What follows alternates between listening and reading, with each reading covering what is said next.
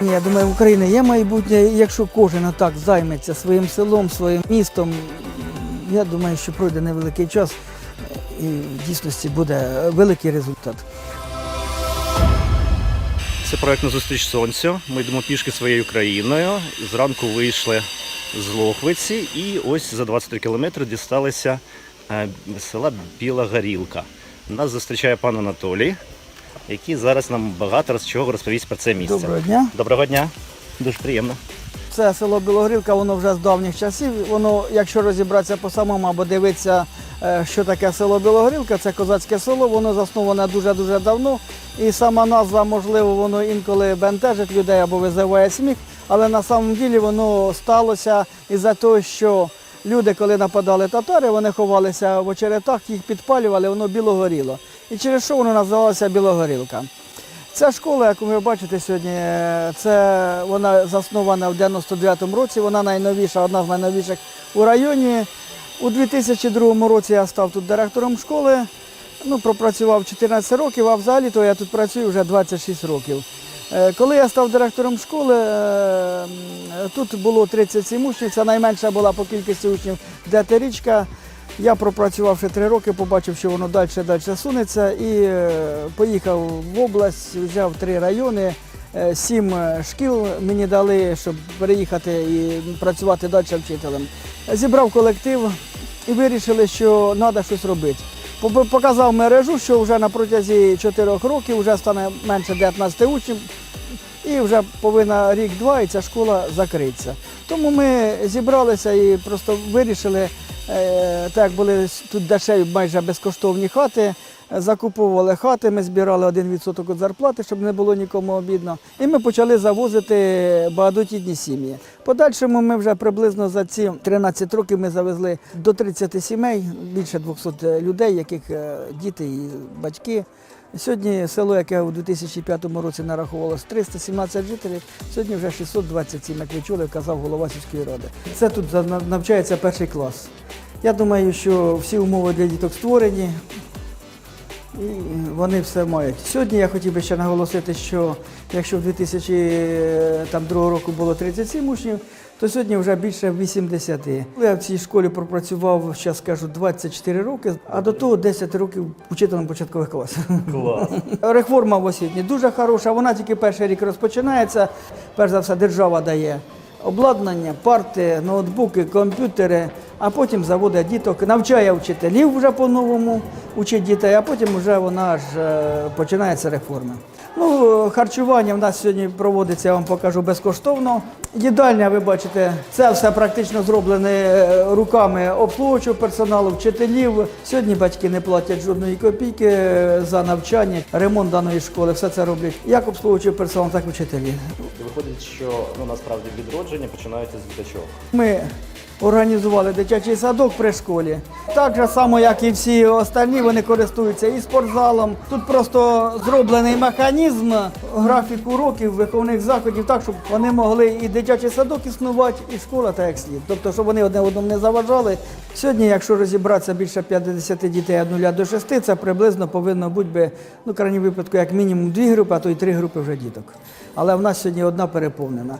У нас такий спортзал, практично кожен вечір, до 10 годин вечора тут повний спортзал людей. Тобто ми поступово розширюємо кількість жителів. І, як я вам казав, що у 2005 було 317, сьогодні вже 627 жителів. Тобто ми постараємося кожен рік на 50-100 жителів збільшувати. Я думаю, воно в подальшому це збільшення буде рости. Тому ми, розуміючи це все, звозимо людей, даємо роботу і таким чином зберігаємо село. Так же само робочі місця у нас є сьогодні фермери, орендатори. Ми практично з їх потребуємо, щоб з кожного 200 гектарів хоча б одне робоче місце. І вони забезпечують трактористами, шоферами, сторожами. Створено таким чином по різних напрямках около 70, а можливо і більше робочих місць. У майбутньому наше таке бажання створити дома відпочинку. Тобто в нас тут усі сосновий ліс, річка, прекрасне село, нема жодної бургової вишки, чисте повітря. І ми, думаю, з часом довести до того, щоб було, можливо, 2-3 тисячі населення. Сьогодні я можу сказати, що село об'єдналося, школа, сільська рада, ну, всі організації, які сьогодні є, і взагалі люди в селі розуміють, що воно робиться, куди воно йдуть, вони підтримують нас. Я думаю, створити такі умови, щоб молодь залишалася. Але ж для цього треба дуже багато зробити. Перш за все заселити село. Я думаю, що почнуться будуватися нові будинки. Я думаю, буде залишатися школа, тобто залишатися молодь. І я думаю, що село має перспективу на розвиток. Я ж думаю, що в кожної людини є діти, якесь майбутнє. Хочеться, щоб діти були, в крайній випадку, якщо не в цьому селі, то на Україні. Тому я думаю, що на Україні, в Україні є майбутнє, і якщо кожен так займеться своїм селом, своїм містом, я думаю, що пройде невеликий час і в дійсності буде великий результат. Сьогодні повиїжджали, ті, що повиїжджали, вони заодно повертаються. Я навіть не заперечую те, що вони поїхали, навчаться в людей працювати, подивитися, як вони живуть.